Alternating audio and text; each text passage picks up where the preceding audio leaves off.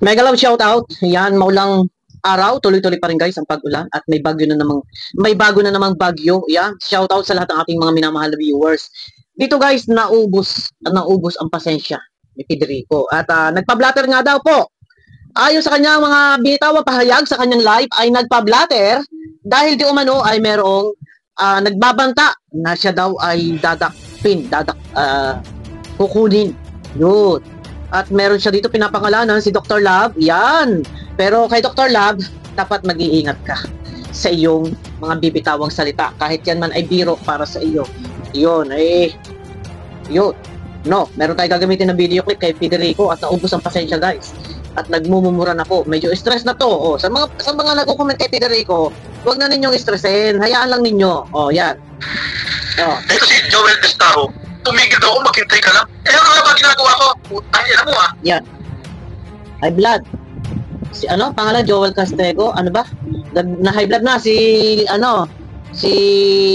Federico. Oh, wait lang, lalakihan natin. Yan ha, oh. Naghihintay na nga ako, ang babagal nyo eh. Buisit na to. Magantay, anak kayo ng puta. Sinasabi ko na naghahantay na ako rito. Bakit na ba ginagawa ko rito? Ayaw magantay. Puro kayo magantay, puro magre-react na. Maghihimas na. Magantay ka lang, may darating. Nasaan? Mga putay na kayo ah. Medyo high blood si Federico. Relax ka lang.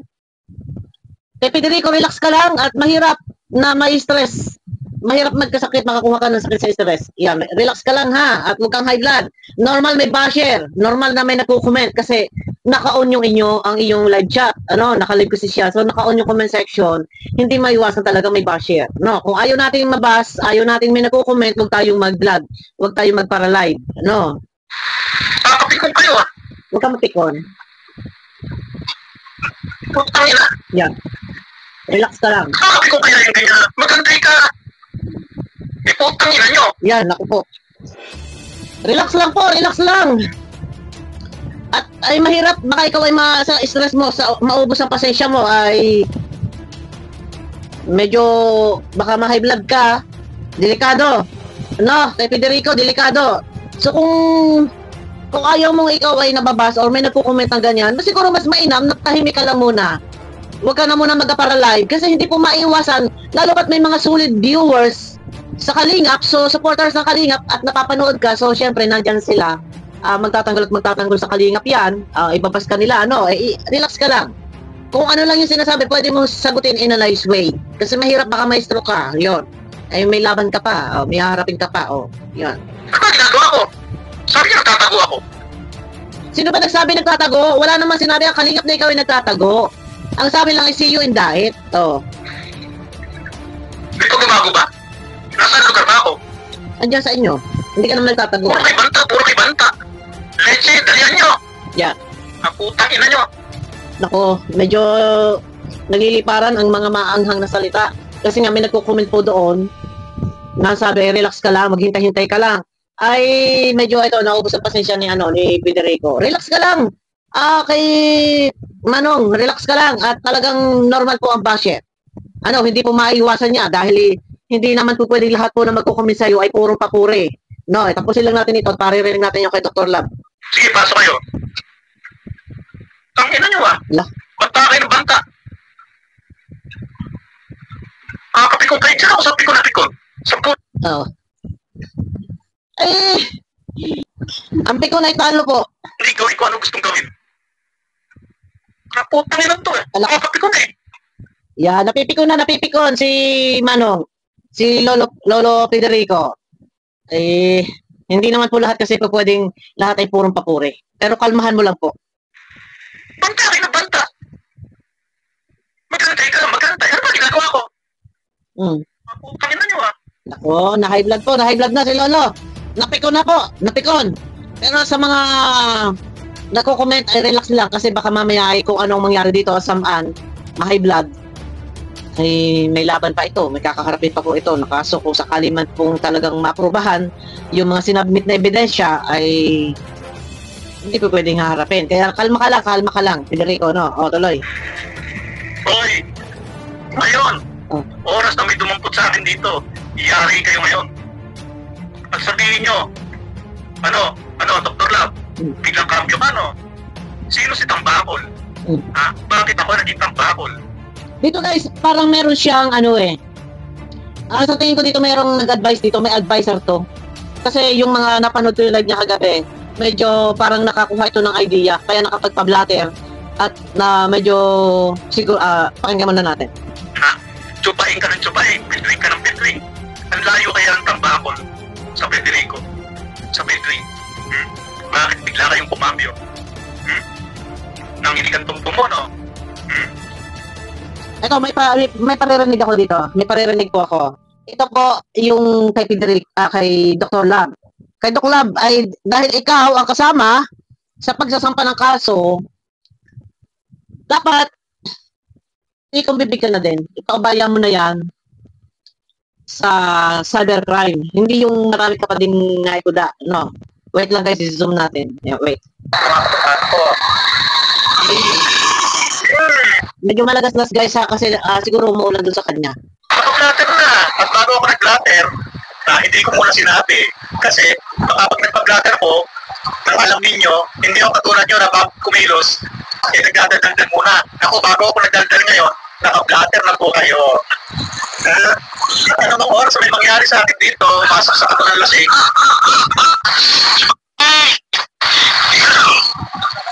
Jumay! Diyan na! Jumay! Jumay! Pasok na! Dito guys, sa video clip ni Dr. Lab, meron po siyang binabanggit na may tropa daw si Dr. Lab and kukunin daw doon si Federico. Parang ganun yung gustong puntuhin ni Federico. Meron daw tropa si Dr. Lab na sabi ay pupuntahan si Federico sa Valenzuela at kukunin. Kaya nakapagpa-blatter si Federico. Nakapagpa-blatter po. At kung sakali man na may mangyari na hindi maganda, walang ibang sisisihin o pupuntahan kung hindi si Dr. Lab. At mayroon siyang binabanggit na si Pade o yung tatay ni Beyonce. Ano po, kung sakali man daw siya bigla-biglang mawala o siya ay masaksak o mapatay, mabangga, walang ibang sisisihin kung hindi isa na dito si Dr. Lab. Dahil kung sakali man naglalakad siya, bigla siya nabangga, so intention mo siya ay patayin, banggain, parang mga ganun ang gusto niyang palabasin. Medyo dito sa kanyang sinasabi dito, wait lang. Ayan. Tingnan niya natin, kayo mga ex kayo nagbabasa akin dito. Kayo na sinasabi niyo maghintay ako sa kaso. Tingnan ko kung may wait lang ha. Dito, tingnan nyo. Ang nasasangkot ay nasa ibang lugar. Hindi nasasakop ng barangay namin. Kayo ay nasa ibang lugar. Nasa ibang lugar ang nagbabanta sa akin. Nabanta. Nasa ibang lugar ang nagkaso sa akin. Ano kinalaman ng barangay dito? Ibig sabihin, pag dinampot niyo ako rito, si IDG, barangay ang kikilos. Ano magagawa ng barangay sa CIDG? Nagpa-blatter siya guys. Dahil may nagbabanta daw po siya. Si CIDG pinabanggit mo ang tropa mo na nadampot sa akin. May binabanggit kasi si Dr. Lab na dadamputin si Federico pupuntahan na mga CIDG. Yun. Criminal Investigation. Ano ba yung CIDG? Criminal Investigation Department Group. Tama. Tama ba ako? Noon kasi nung araw, CIS. Ayan. O, tuloy-tuloy tayo. Buhay na nakataya dito. O, kaya ka nagpa-blatter. Dahil may dadamputin kayo. Ala ka. Kukunin kayo. Kukuha kayo ng tao. Idadali nyo sa dahil. Illegal arrest yan. Bakit kayo? Bakit ka magsasama ng CIDG? At ikaw, dadali nyo ako sa dahil. Nabilitawan salita kasi si Dr. Lab nandito eh. Tingnan natin kung mahagip pa natin dito pag play natin.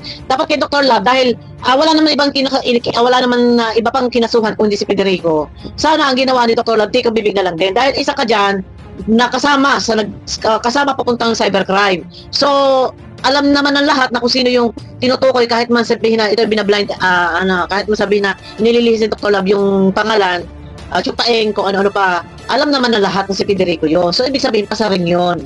O, nagpapasaring, tuloy. kidnapping ang gagawin niyo. Bakit? Anong kaso kung may warrant pa ako? Paano pa, pulis? May sarili kang batas. Ha? Ibig sabihin, kinasuhan niyo ako ng wala pang kaso? Ano ba kinaso niyo sa akin? May kaso na ba? May supuinan na ako, may warrant na ako. Bakit pinagyayabang mo na, nagagamputin ako? Oo. Ano? At yung sinasabi mo pagkataw, pinagtawanan ako ng polis. Ikaw ang pinagtawanan.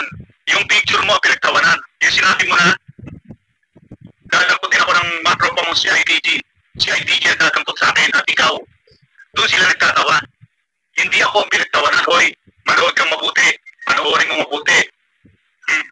Takot ka na, no? Ngayon, nagkaano ka? Pakikita ko mamaya yung video mo. Takot ka na. Kaya nga, hindi po, may wala pang ang kaso.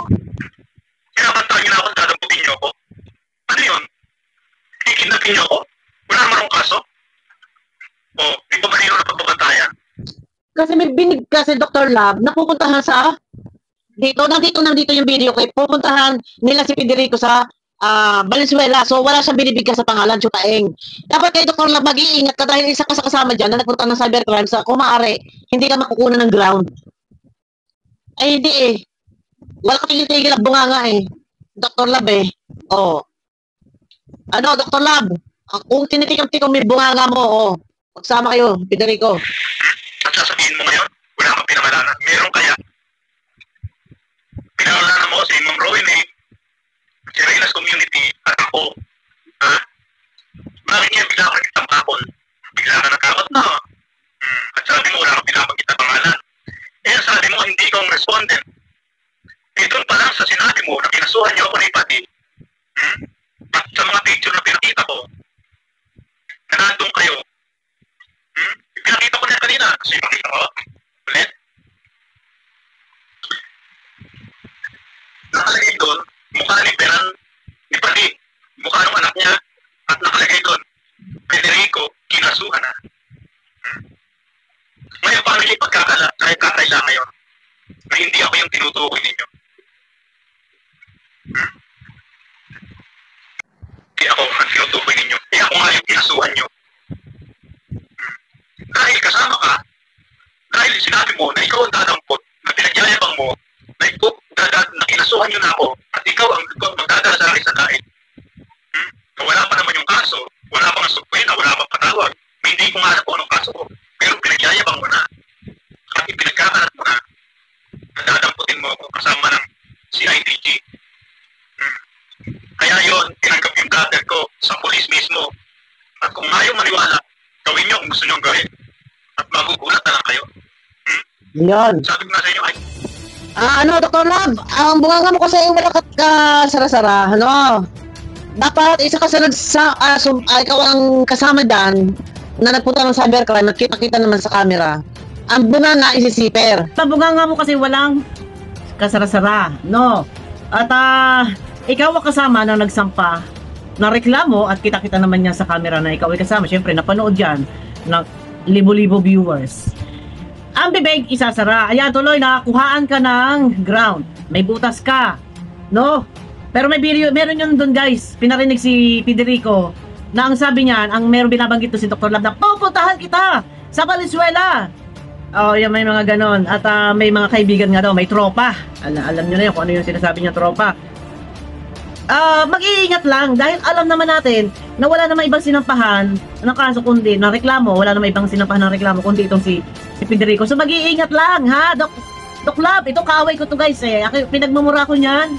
Kaya pagka halimbawa may laban yan, hindi ko po siya para i-depensa, ipagtanggol dahil pinagmumura po ako niyan ng sobrang bonggang mura at pinalalayas ako niyan sa Kalinga. So ngayon, kung ikaw man halimbawa ay ano man ang mangyari sa iyo, at halimbawa may nangyari kay Federico at ikaw ang sisisihin, ikaw ang kinablatter, ay bahala ka. Ako'y maghahanda ng panlugaw. Anong gusto mo? Lugaw na bigas o lugaw na malagkit? Ano? Oh, gusto mo nilugaw na walang luya? Oh, basta hindi nagigisa sa sa luya at bawang sibuyas, hindi na. Ano ba? Tama ba yun pag ginigisa ang lugaw? Oo, may pagisang lugaw po, masarap yun. Gigisa ka muna ng luya, bawang, sibuyas. Yan. Ay, eto, kay Dr. Lab, kung ano man mangyari sa'yo, may magkaroon ka man ng issue, hindi kita para ipaglaban kapag halimbawa may mga rumiribatal sa'yo, hindi din pa kita. Hindi din pa kita kasalanan mo lahat ng ito. Ayun, ganun yung sasabihin ko. Oh, kasi ako nga, may nagmumura po ako niyan ng bonggang-bongga kami ni Ate Malo, pinalalayas kami niyan. Oh, ngayon, ang bonganga mo, ititigil-tigil mo. Dr. Love, magsama kayo ni Federico. Oh. Ayun na guys, sabakan niyo ako sa aking next video. Ayun ako, grabe po guys. Grabe ang ulan. Grabe, wala na po tigil ang ulan. At may bago na naman bagyo. Ingat po tayo guys, no. Kawawa po yung mga nasa karating barangay dito sa amin. Talagang halos nasa patay na sa bintana yung tubig sa kanila. Pero dito po sa area namin ay mataas po. And wag po kayo mag-alala. Kung sakali man din po na magkaroon bumabaha din po dito sa amin sa loob ng subdivision kasi maliit po yung tubo ng yung sa drainage. Maliit po 'yon. So, pagka talagang nanggagaling po yung tubig pating Cavite pababa, ay grabe, bumaha na dito grabe. Hanggang Paywan, pasok po sa loob ng bahay. Pero safe naman po kami dahil may second floor naman po. Huwag po kayo mag-alala. At ligtas po ang inyong lingkod. Kayo po ang mag-iingat. Ano po? Mag-iingat po tayo. Likas na yung mga maabutan ng baha at napakahirap po. No? Ayun na guys, abangan nyo ako sa aking next video. Pakiclick naman po ng thumbs up. Mega love shoutout sa inyo lahat.